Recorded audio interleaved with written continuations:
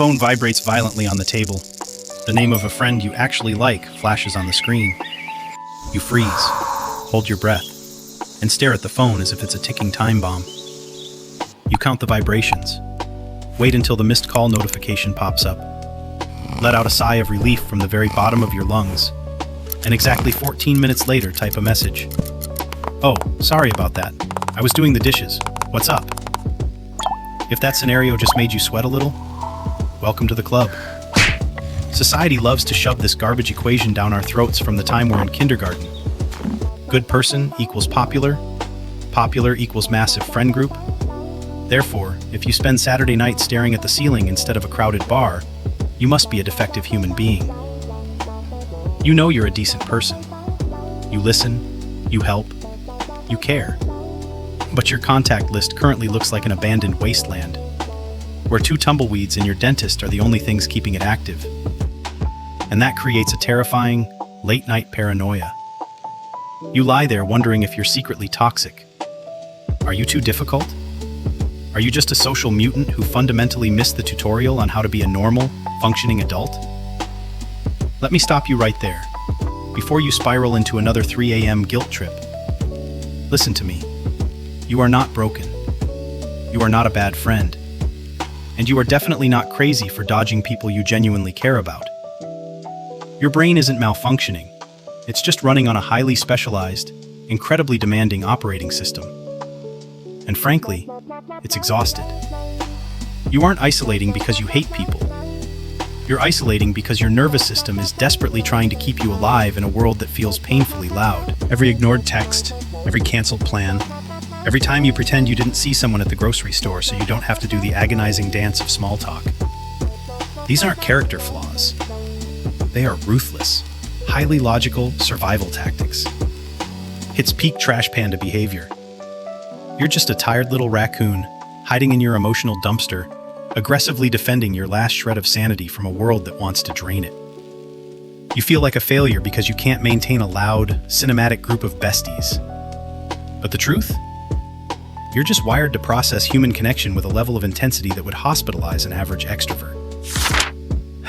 Let's talk about the biology of being a good, but highly sensitive, solitary person. Your brain is wrestling with a mechanism clinical psychologists call hyper-vigilance. Most people walk into a crowded room and just see a room. You walk in, and your amygdala, the primal threat detection center of your brain, instantly starts working overtime.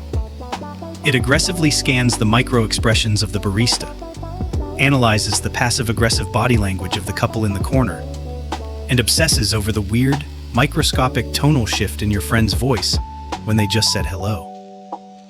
You are constantly, involuntarily, downloading massive files of emotional data that you never even asked for.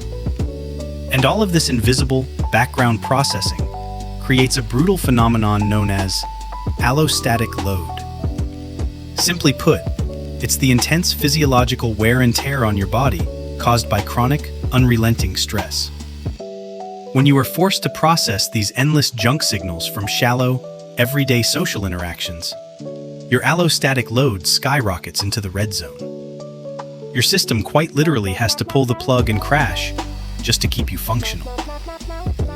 To really understand this, imagine the social filter inside your head isn't just a normal boundary. It is a paranoid VIP bouncer standing outside an exclusive nightclub. While a normal bouncer at a local dive bar just checks if a patron has a pulse and a valid ID, your bouncer demands a 3-generation background check. They want a fresh DNA swab. They make every potential new acquaintance sit down on the dirty sidewalk and fill out a 500-question psychological evaluation before they even think about unhooking that velvet rope. And what is the actual result of this extreme, exhausting vetting process? Your internal nightclub is incredibly safe. It is pristine. There is zero drama, no toxic gossip, and absolutely zero energy vampires allowed inside the premises. But the painful trade-off is, it's completely empty. It's literally just you, a DJ who fell asleep on the soundboard 3 years ago, and absolute, deafening, silence. You look around the empty, flashing dance floor and think, wow, I'm so incredibly lonely. But that bouncer at the door? He is high-fiving himself because nobody got emotionally stabbed tonight. Because of this overactive bouncer, your isolation usually manifests in one of three very distinct ways. Let's do a little psychological endoscopy and see exactly which one you are. Type 1 is the perimeter sniper. You are the anthropological observer. You don't just casually make friends, you study them from the shadows.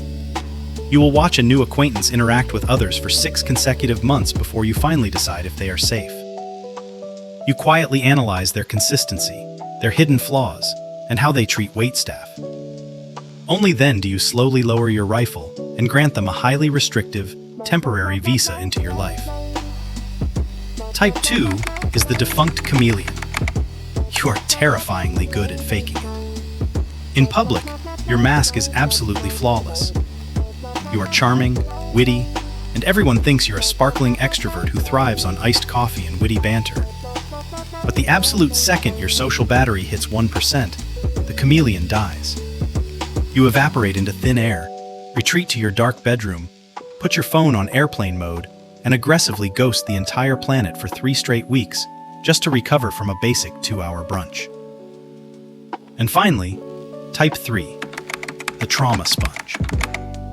You are a genuinely empathetic listener, which is a beautiful trait, but it's also a massive curse. Because you actually care, you accidentally attract everyone's deepest, darkest emotional baggage. People you just met in the checkout line will instantly confess their childhood traumas to you. To avoid becoming an unpaid, round-the-clock therapist for every broken soul in a 10-mile radius, you are forced to isolate entirely.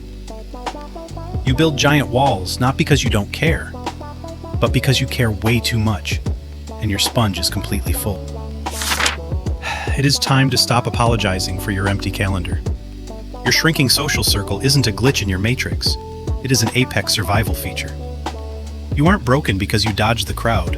You are just operating on pure, unadulterated raccoon logic. Your highly sensitive brain has simply woken up to a very harsh, very exhausting reality. Most of the social interactions out there are just emotional fast food. They are packed with empty calories, loaded with conversational toxins, and entirely devoid of any real nutritional value for your soul. When you force yourself to consume that junk, your system crashes. So your extreme filtering isn't arrogance, and it definitely isn't social incompetence. It's just your brain violently swatting away the garbage so you don't starve to death on small talk. You are aggressively hoarding your premium, highly limited energy.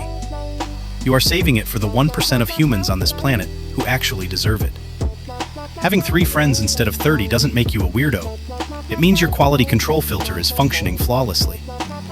You aren't missing out on the party. You are just refusing to drink poison disguised as punch. So stop feeling guilty for protecting your peace. Your inner bouncer is doing exactly what you pay him to do.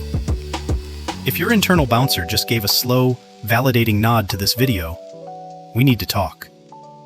Take a second and head down to the comments. I want you to officially diagnose yourself. Are you the perimeter sniper, the defunct chameleon, or the trauma sponge?